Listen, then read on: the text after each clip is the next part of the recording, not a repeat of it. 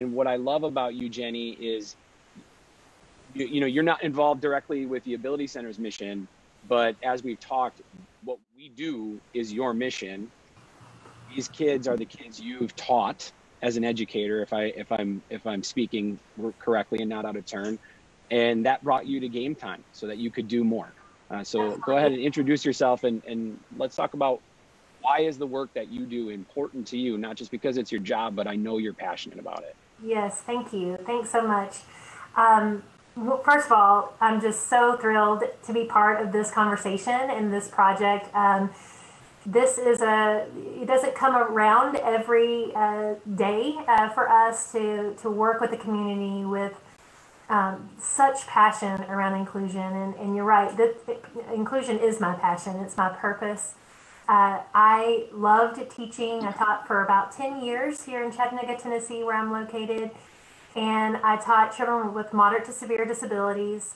I think my area of interest mostly was communication. I really was passionate about making sure that every child had a way to communicate, and I truly believe that everybody can communicate in a variety of ways. And so I went on to get my master's degree in early childhood development with a concentration in assistive technology. And I met some folks at Playcore and GameTime back in 2002 when we were embarking on creating the most inclusive playground in our area at the time. And back then, there wasn't much happening in the world of inclusive play when it came to playgrounds specifically. It was really about ramps, and that was really, all that had been addressed so far. And so we started working with GameTime to kind of innovate new products that went beyond just breaking down physical access to the environment, but really also focusing intently on breaking down the barriers for people of all abilities to socially participate side by side and have those equitable play experiences. And so we chose GameTime because we felt they were passionate and they wanted to really invest in understanding and changing the industry. And gosh, we've come so far as an industry and across all play brands. Really, there's so much to offer now. We're trying to help you guys think differently, right? And outside of the box, and we're being that thorn in that side and pushing.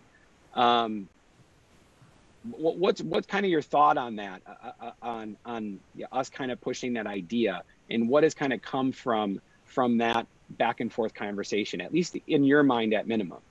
Yeah, I mean, again, working with communities across the country, I love your approach because you are pushing those boundaries, and it takes that leadership and investment in the community to really understand the value of bringing something like that. With a lot of communities where we see, they're afraid of litigation, they're afraid of pushing those boundaries, and so I think pushing, because sometimes what we find in these conversations and by innovating new products, we can change the industry standard and those safety guidelines. Our idea is to elevate this to the next level so that you could say that the pictures that you're seeing on your right are accessible because of the surfacing and people can get around them, but Right. really they're not inclusive because somebody using a mobility device could not really do very much there and not really reap all the benefits that the fitness benefits that this can provide with muscle fitness and balance.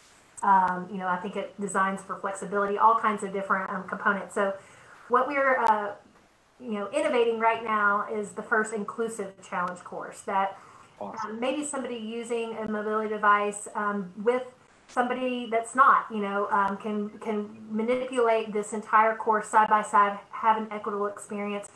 We want to